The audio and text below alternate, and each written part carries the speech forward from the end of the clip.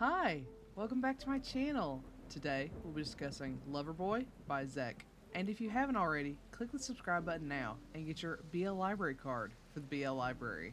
Before we get started, there will be spoilers, so if you don't want to be spoiled in some Manhwa, go ahead and click off now. No worries, I'll catch you next time.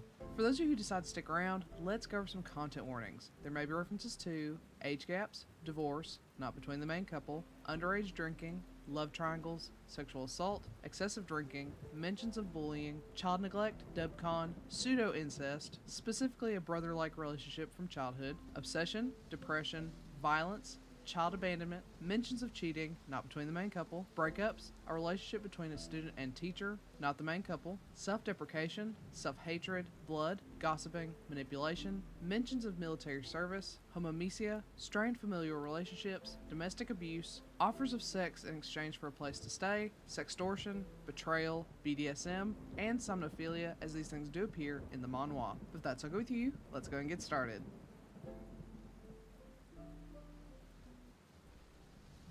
Yunho has loved Jaeha since he was a child. They've known each other for the majority of Yunho's life, but Jaeha, being so much older, moves forward in life, leaving Yunho behind. Yet no matter how far Jaeha goes, he always seems to find his way back to Yunho. Unfortunately, that changes when Jaeha announces he's getting married. As much as Yunho loves Jaeha, he accepts that they will never be together in the way he wants, so he swallows his love and sadness and congratulates Jaeha. Years later, Yunho is now in college, and though he's dated someone else, he still longs for the love that could never be with his childhood friend, Jaeha. By seemingly fate, they happen to run into each other. Jaeha is now running his own art studio, providing classes open to the public, but more importantly, he's now divorced. Yunho had to let Jaeha go before, but with this new opportunity before him, he has no intention of letting Jaeha pass him by. Jaeha, however, has had a turbulent past, and though he cares for Yunho, that care and love he has makes him afraid. He's afraid of hurting the one most precious to him. Will Jaeha be able to find happiness, and can Yunho break through the cold walls Jaeha has built around himself?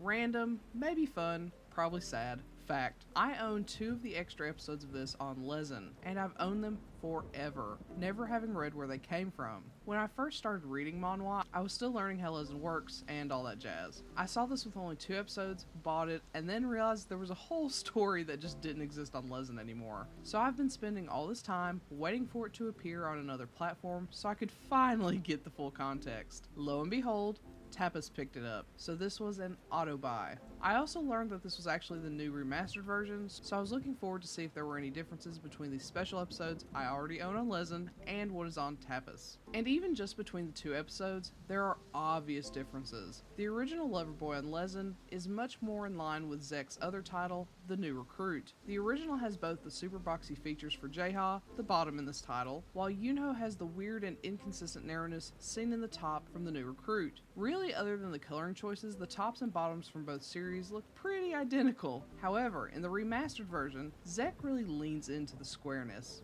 Everyone is much boxier, though with much more pleasant proportions than in The New Recruit, which I appreciate. But more specifically on the art, I don't know what it is, but Jaeha reminds me of Dojin from Love is an Illusion. In looks, not personality. This makes me extremely partial to him, but we'll get into that more once we talk about the story. Overall, the art style is inconsistent, black and white in the main story and some full color extras, but I think this is the best showing of ZEC style than in other titles, which was a great sight to see. Now on to the story. This is angst on angst on angst, and it really hurt me for most of the story. It does a bit of a bait and switch, with Jaeha and Yunho getting together pretty early on. They're super fluffy and smutty, which is a great combo and does the heart some good, only for Jaeha to break up with Yunho out of nowhere on a romantic vacation. Understandably, it's traumatizing for Yunho, and it was for me too, seemingly coming out of nowhere and being completely nonsensical at the time. Then we spiral into a long, never-ending arc of pain and suffering from both sides. I'm not gonna lie, there were times during this arc when I nearly dropped the story. I can't imagine what it was like reading it as it was coming out, as I don't think I could have handled it. It's a bit of a slog, and comes off as an unnecessary excuse to cause drama and lengthen the story. However, after the main horrible arc, the story takes its time, revealing Jaeha's backstory. Most of the early stories filled with Yoonho's backstory. We see everything from their past through the eyes of Yoonho, whose view, of course, is mostly rose-tinted. It's all sweetness and fluffiness, as Yoonho was simply entranced by Jaeha and was far too young to understand or even pick up on what was happening in Jaeha's life.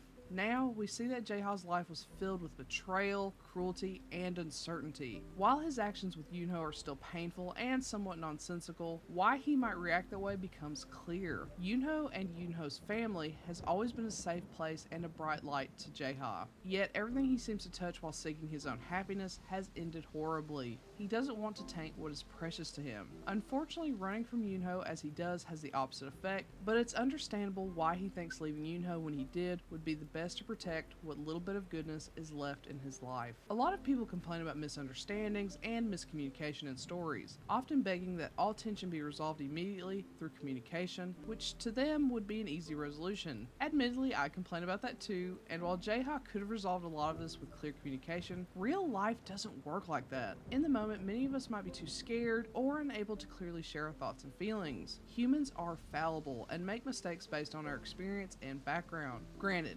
misunderstandings and miscommunications are harder to swallow when there's no apparent reason given in fiction for it to have occurred, but that's why it's so well done here. We're given a clear picture as to why Jaeha feels he can't be honest and upfront with his feelings, as doing so has only hurt him and those around him his whole life. Why would he want to tarnish the one thing he still has that's whole and precious by sharing what he perceives as selfish wants and feelings? The immediate poor communication is frustrating, but once we gain that insight into Jaeha's past, it becomes much more understandable. I really appreciate the time that's taken to develop Jaeha, even if it does hurt.